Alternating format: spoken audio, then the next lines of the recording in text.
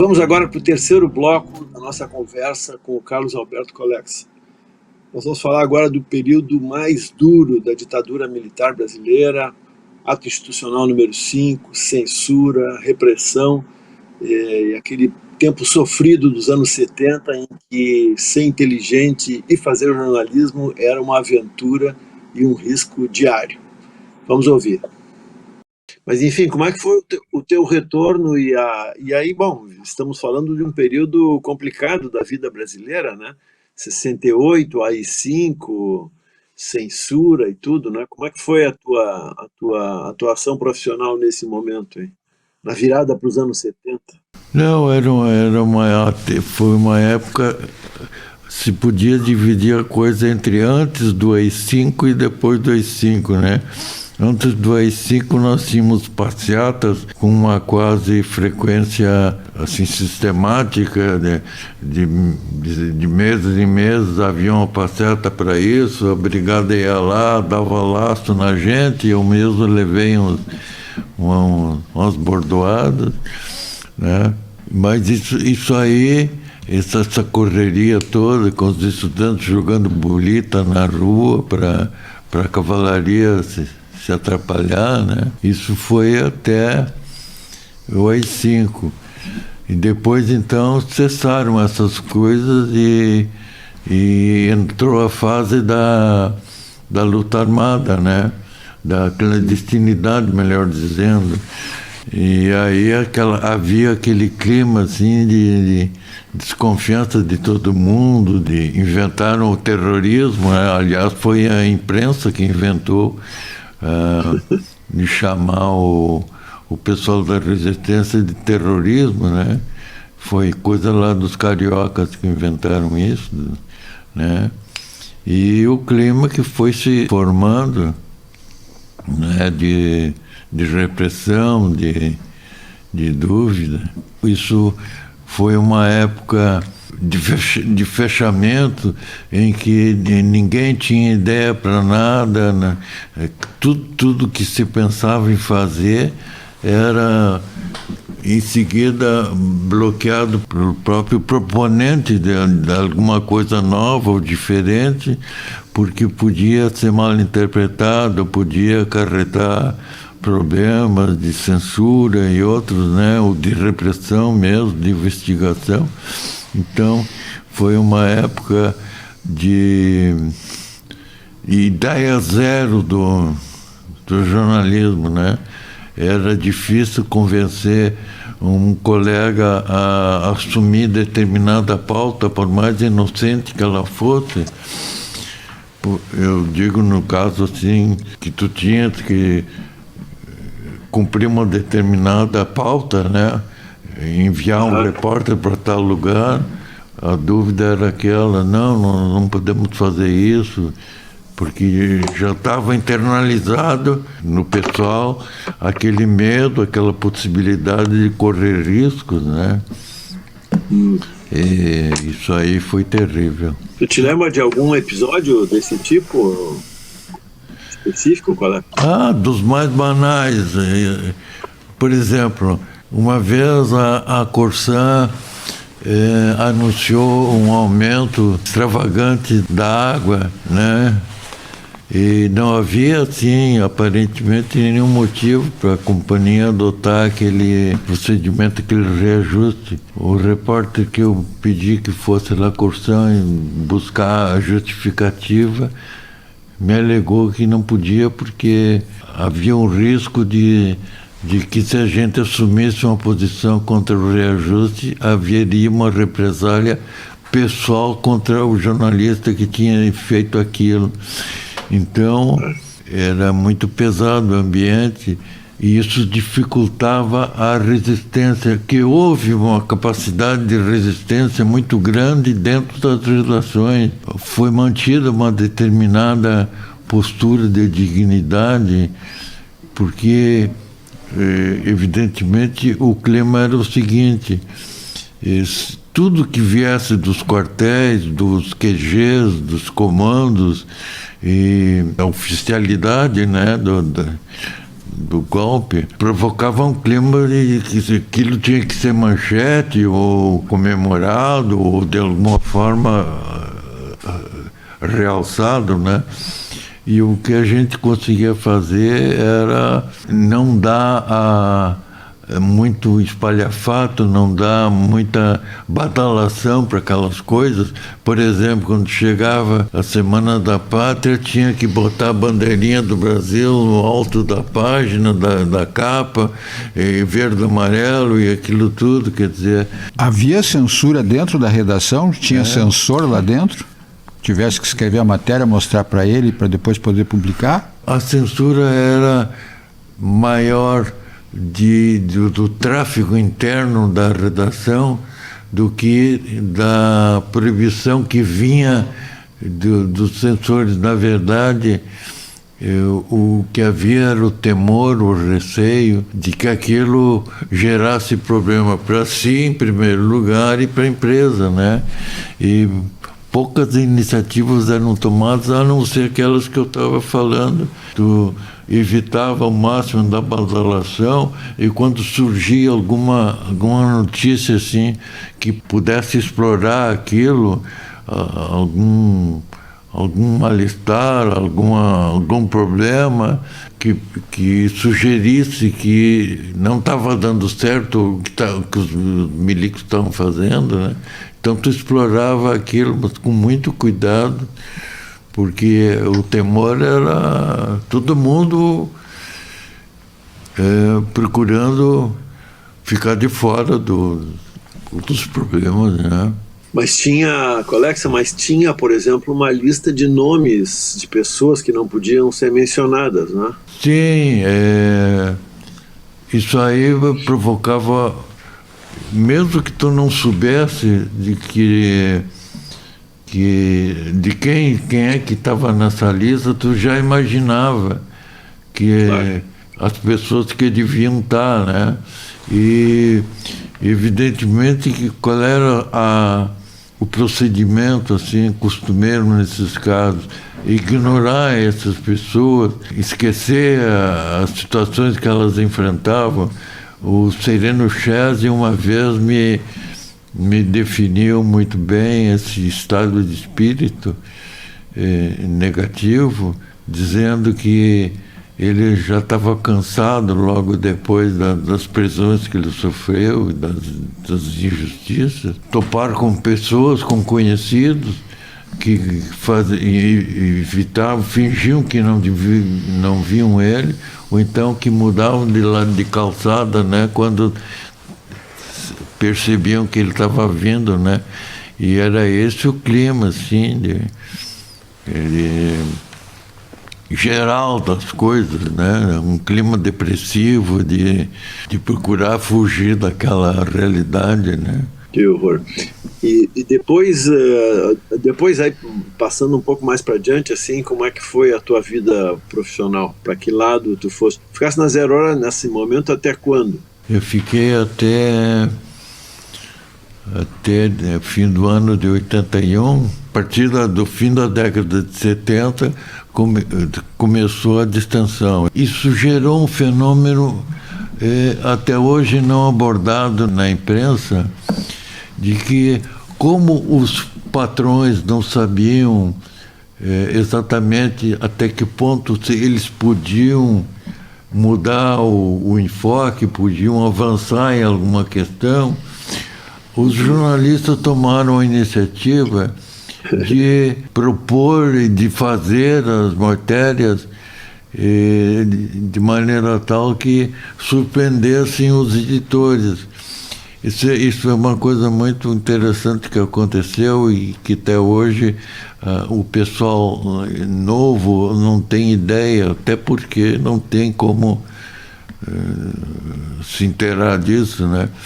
Mas esse momento em que os patrões concedem aos jornalistas a liberdade de avançarem por sua conta e risco, gerou assim um clima muito positivo, em que começaram as revelações sobre a repressão, sobre os problemas da economia, isso tudo porque os jornalistas percebiam e botavam no papel e acabavam publicando isso com ou sem incentivo dos patrões.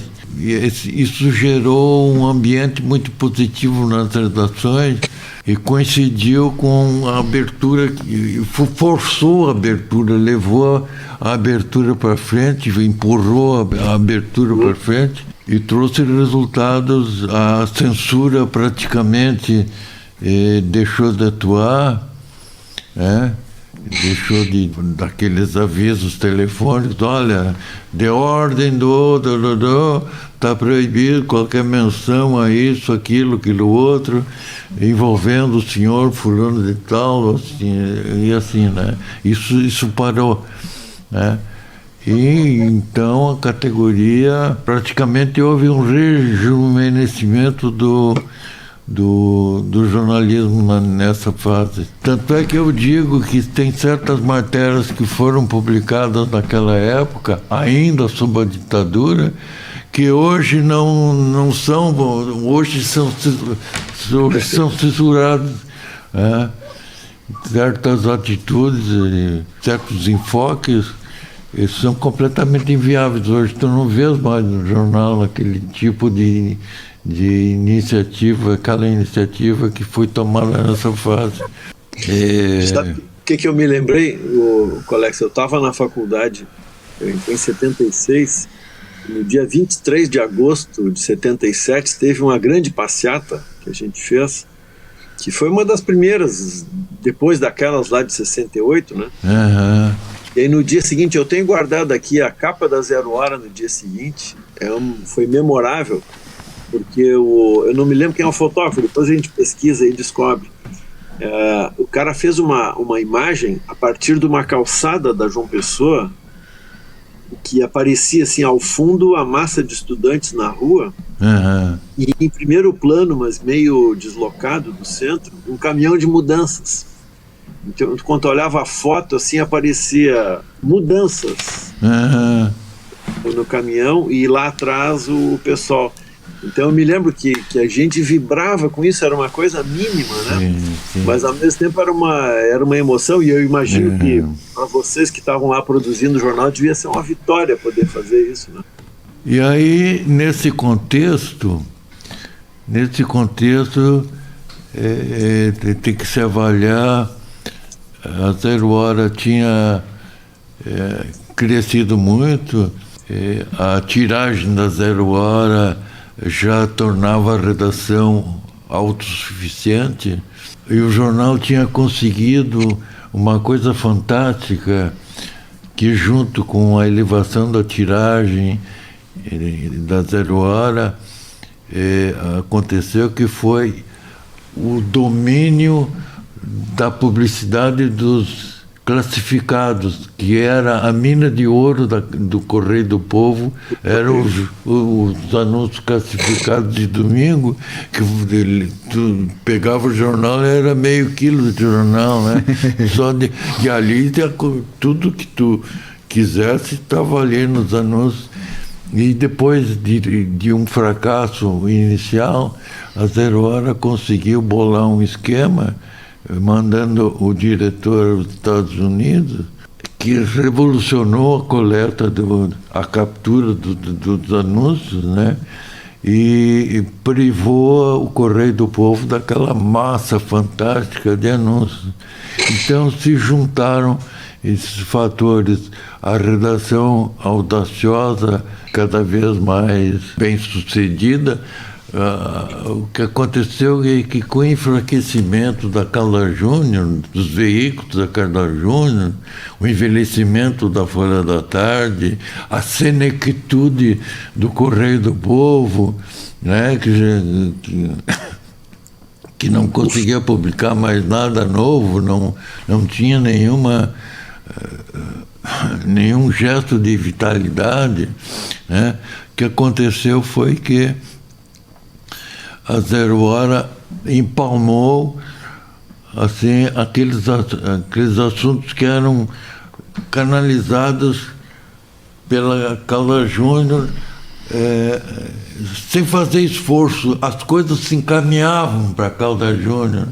Tudo era pensado em função da Caldas Júnior.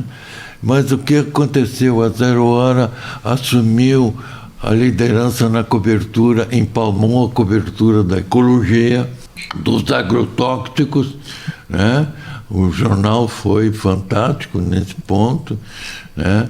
A ecologia entendida como os agrotóxicos, como a desertificação das áreas da fronteira oeste, né? Nós conseguimos, depois de um tempo de desalento, assumir a questão dos direitos humanos, no geral, e no caso mais específico dos direitos humanos, que era o caso da Lilian Celiberti. E isso se dá, depois de muitos reveses da nossa cobertura, numa manhã em que eu estou tomando mate e dando uma olhada em todos os jornais, e o contínuo vem trazer uma senhora que está com apenas uma sacolinha assim, bem daquelas assim de gente bem humilde, que se apresenta como a mãe de Lilian Celiberti. Aí eu caí para trás, né?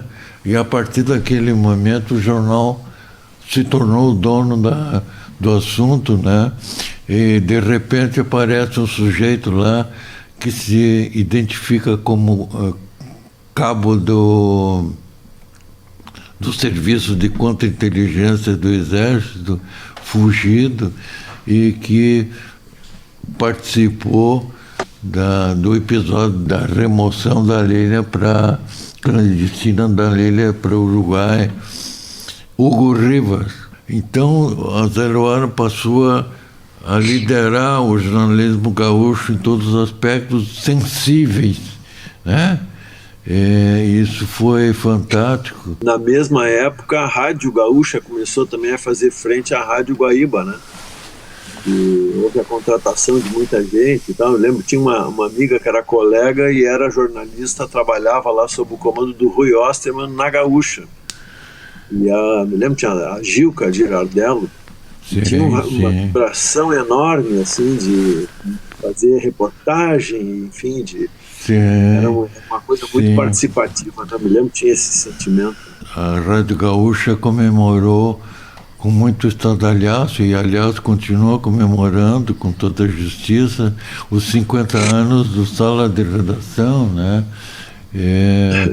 Fizeram uma boa cobertura. A Sala de Redação foi lançada no dia 14 de julho, 71 exatamente. Eu estava chefiando o jornalismo da Rádio Gaúcha e veio a ideia, então, de fazer esse programa. O Cândido Norberto se apresentou, então lançamos a Sala de Redação, que começava às 11 e até 1h era de noticiário, e da 1 em diante era só futebol, né? Hoje é só futebol praticamente, né? Mas 50 anos eles começaram assim, né? A gente poderia dizer que à medida que cresceu a RBS, foi encolhendo a Caldas Júnior? Começou aí o processo de decadência da Caldas Júnior e de ascensão da RBS? Bom, ao natural, o envelhecimento da Caldas Júnior tinha que ter como resultado o crescimento do outro lado, né? Ao natural. Mas eu tenho para mim que a Caldas Júnior sucumbiu, como sucumbem todas as grandes organizações jornalísticas, diários associados. O exemplo mais recente foi o Jornal do Brasil. Todas as organizações, as grandes organizações jornalísticas, elas faliram. E a Caldas Júnior, de certa forma, cumpriu esse ciclo. Houve uma comemoração, eu já não estava mais lá, quando fechou o Correio do Povo, e foi uma comoção na categoria, né? Houve uma comemoração interna lá na RBS, mas apenas assim como, digamos, um sentimento de que eles tinham vencido a Caldas Júnior, né? Não que eles tenham provocado a derrocada da Caldas Júnior, mas que tinham ganho aquele round, né?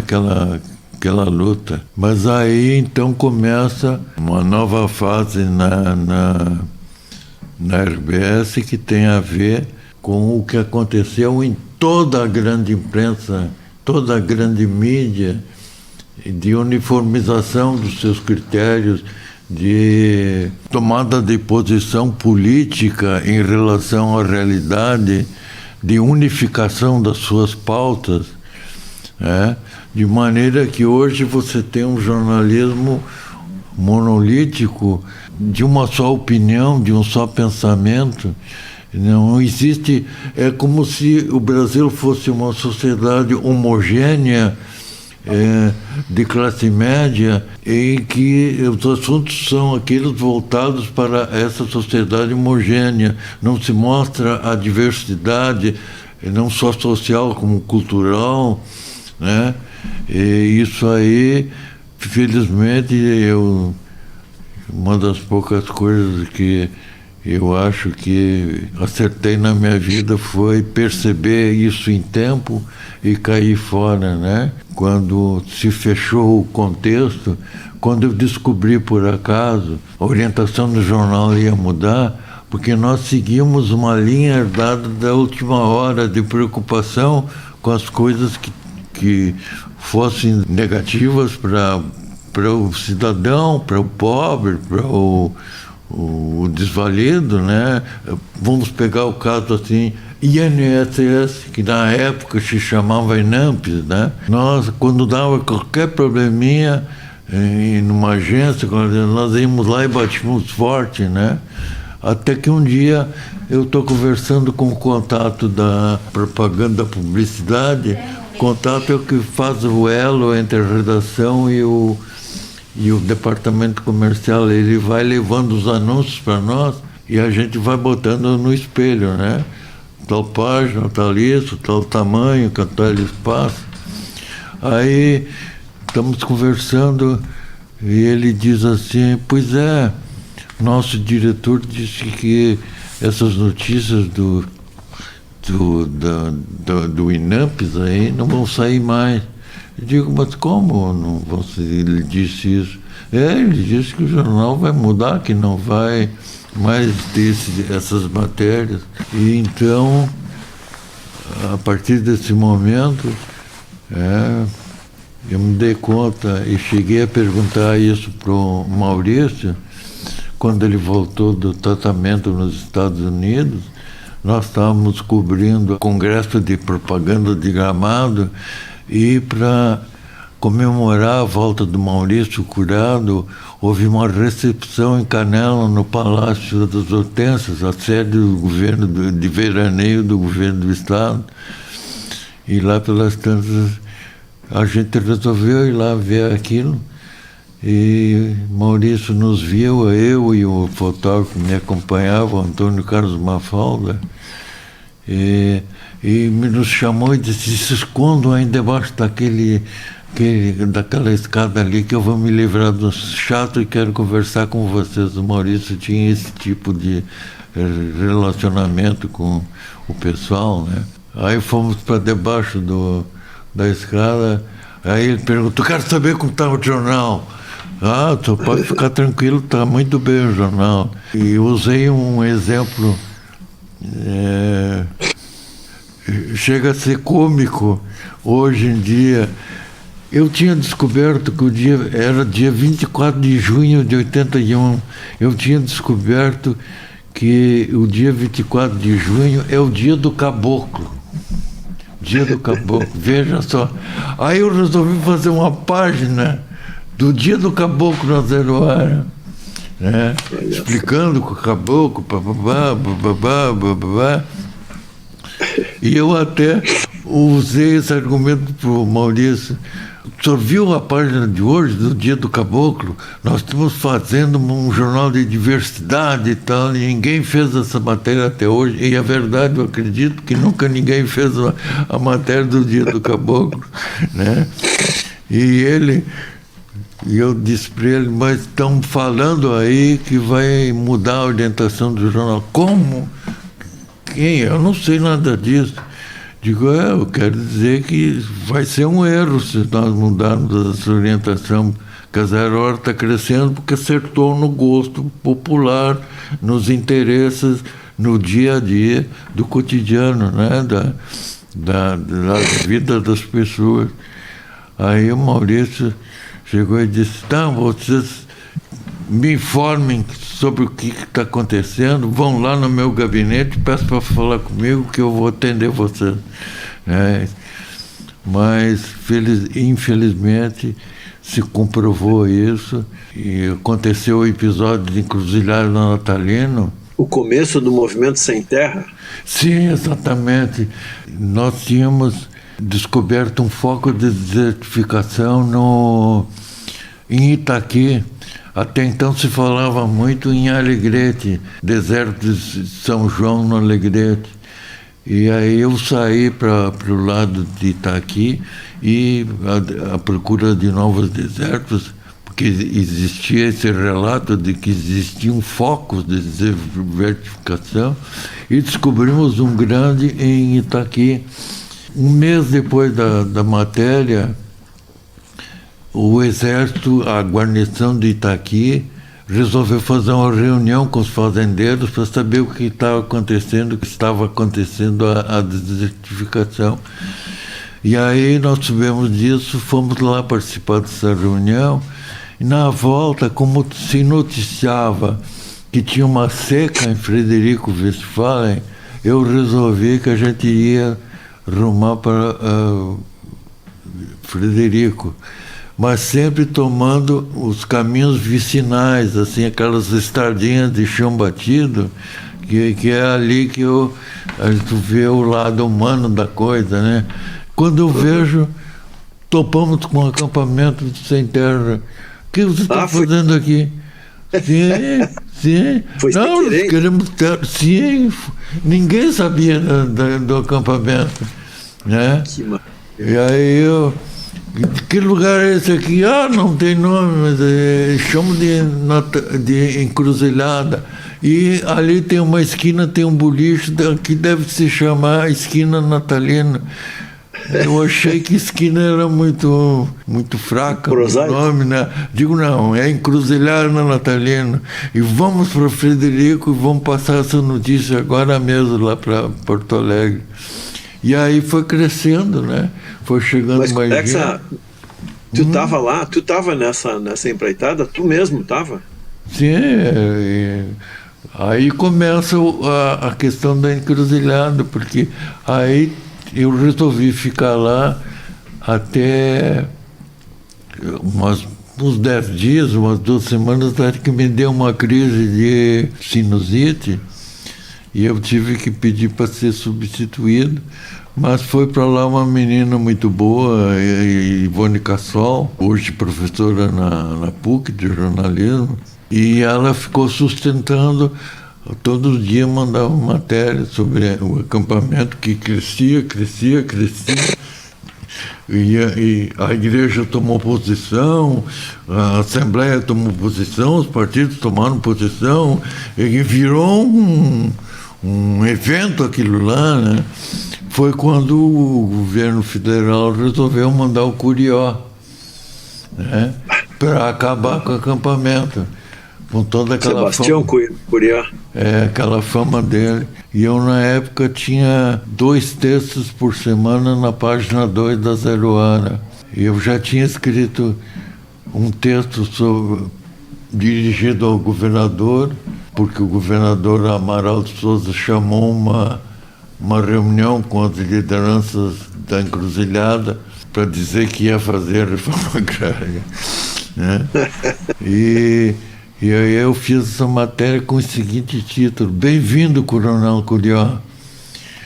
O senhor vai encontrar um acampamento assim. Comecei a descrever e tal. No dia seguinte eu abro a página 2 e não tem aquele artigo. Aí eu levei um soco, né, no estômago. Aí eu perguntei pro Felberg, não deu então? Não deu. Então vamos fazer o seguinte, Felberg. Eu vou ficar aqui até o fim do ano, até o dia 31 de dezembro, vocês vão me demitir, porque eu preciso do fundo de garantia, mas eu não vou ficar mais aqui para vocês estarem censurando as matérias e tal. O Felberg era o diretor de redação? O Felberg era o editor-chefe, acima dele tinha o Lauro Schirmer, né, que era o diretor de redação. De fato, fiquei até 30 de dezembro, o Maurício me chamou para uma reunião, para me convencer de não sair.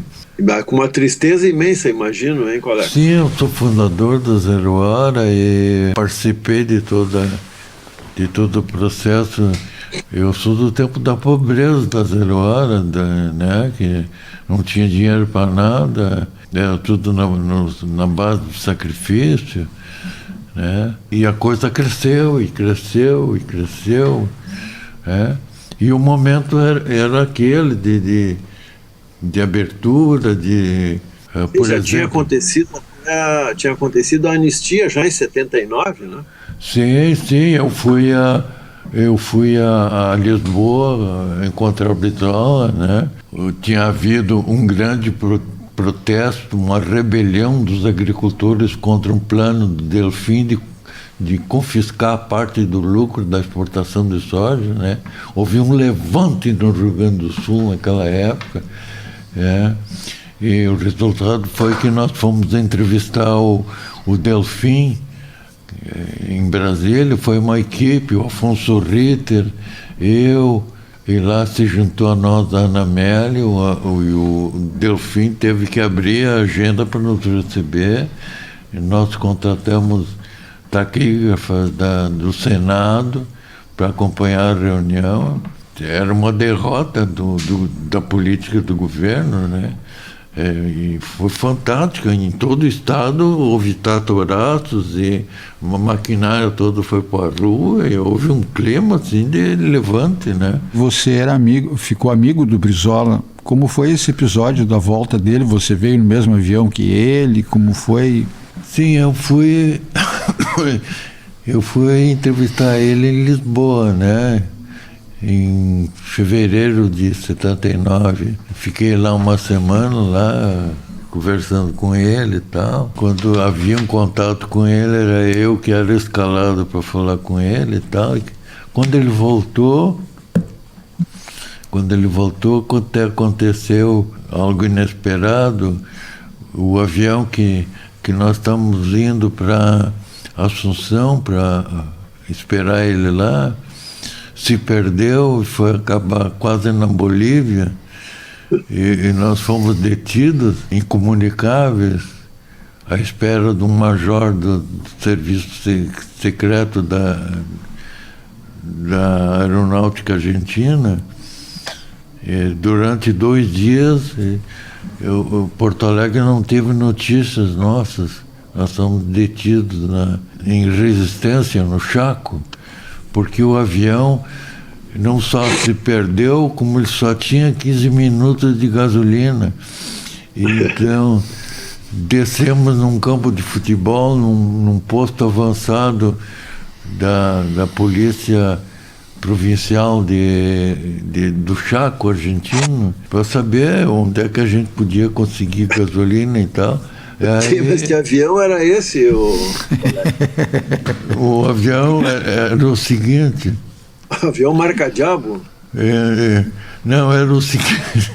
A RBS ainda estava em fase de contenção, né? E o falecido Terleira, João Carlos Terleira, da política, comentou na Assembleia que nós íamos esperar o Brizola, mas não tínhamos... como chegar lá, a não ser por terra e tal. Aí um deputado do PDT Gil Marques de Itaqui, riquíssimo, fazendeiro de várias fazendas e ourizicultor e tal, e que tinha um avião para se deslocar na região, para fazer negócio, comprar gado, vender gado, aquela coisa toda. Ofereceu o avião dele para três jornalistas, dois da Zero Hora e um da Folha da Tarde, o Roberto Metz, da Folha da Tarde. Então fomos nós, mais o piloto, claro. Saímos por Uruguaiana, mas o piloto, acostumado assim a se guiar pelos trilhos do trem, pelo Rio Uruguai. Quando nós saímos de Uruguaiana, que tinha que ser por Uruguaiana, porque era um aeroporto alfandegado, controlado pela aeronáutica, né? O piloto, o sargento que nos atendeu da aeronáutica, estranhou que o piloto tinha pedido para ele, para que lado eu vou? E ele disse, por aqui, vai por aqui, etc. E tal. E ele tomou outro rumo, né? E o sargento esse até estranhou, disse, mas que será que ele está indo para aquele lado? E pensou assim, ele deve estar indo mostrar a cidade para os jornalistas e tal, né? Acho que nada, ele saiu do lado errado e foi cada vez mais para o lado errado, né? E ele não tinha feito outra exigência de praxe de toda a aviação internacional, que é que quando um avião vai penetrar no território aéreo do outro, ele, na véspera ou antes, ele avisa, piloto tal, prefixo tal, avião tal, solicita permissão para sobrevoar a província de tal e tal e tal e tal. E ele não fez isso. Então, quando nós descemos no posto avançado, esse no meio do Cerrado do Chaco, que é uma vegetação assim, tipo do Nordeste, assim. Quando nós descemos, descobrimos que tinha um posto do Automóvel Clube Argentino, que a gente podia comprar gasolina comum, mas a gasolina comum deles é muito melhor que a nossa e serve para avião. E foi o próprio capitão da província provincial que nos vendeu a gasolina. E quando ele comunicou aos superiores, está cá um grupo de periodistas brasileiros e tal, que se perdeu, a ordem foi a seguinte: quem são? Quem está nascendo aí? Detenga-los, incomunicáveis. Em plena ditadura lá também, né? Sim, claro. E cada um de nós foi para um cubículo, né? E dizia assim em cima de cada um, calabouço. Bem, em letra grande, assim, calabouço. Mesma coisa do calabouço nosso, só com Z-O, né? E fomos proibidos até o dia seguinte, vieram nos buscar, fomos transferidos para a Resistência, capital do Chaco, e tínhamos que esperar um major do Serviço Secreto da Aeronáutica que vinha nos interrogar, que quando o capitão lá no posto avançado disse que nós tínhamos máquinas dentro do avião, era a máquina da radiofoto, da telefoto, né? Então eles já imaginaram que nós estamos fazendo algum tipo de levantamento, alguma coisa, né? E a gente sabe como era a coisa na Argentina, né? Então nós perdemos o comício da volta do Brizola, né? Porque ficamos 2 dias fora do ar. Daí eu fiquei em São Borja, ele foi ficando em São Borja e eu ficando junto. Então, aí, quando ele acertou o dia da volta dele, da chegada dele em Porto Alegre, ele me convidou para vir junto. Claro que foi uma viagem inesquecível, né? Nós vimos sentados atrás, assim, frente a frente, e eu notava que ele estava muito emocionado. Fazia uma contagem nos dedos, assim, né? Ele ia contando nos dedos e olhando lá para baixo e contando os dedos. Lá pelas tantas eu não resisti, né? Governador, o que o senhor está fazendo e contando aí? Ele dizia, as minhas escolinhas. E lá de cima ele via, no meio do pampa, né? Ele via as escolinhas que ele tinha construído, né? E ele ia contando nos dedos, assim, sabe? Aí eu achei aquilo inesquecível, e de fato era, né? Ele estava emocionadíssimo. Eram 15 anos de afastamento dele? Sim, 15 anos, sim. E quando tu desceste com ele aqui em Porto Alegre, qual foi a sensação ao lado do... Bom, aí tem uma coisa deprimente, né? Aí começou uma luta interna dentro do partido para ver quem se aproximava mais e ganhava a confiança do Brizola, né? E quando nós descemos, o Brizola desceu, né? Fomos avisados, vocês vão esperar aí. Eu achei que aquilo fosse qualquer exigência tudo era controlado e fiscalizado pela Polícia Federal, pelo SNI, pelo Diabo 4, né? Não, vai ver que eles vão receber o Brizola, identificar o Brizola, vão dizer alguma coisa para o Brizola, né? Aí achei normal aquilo, né?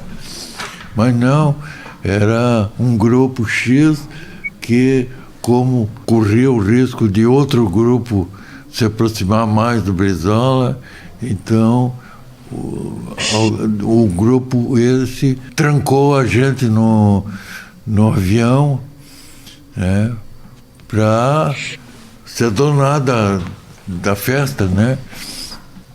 É triste isso, mas aconteceu.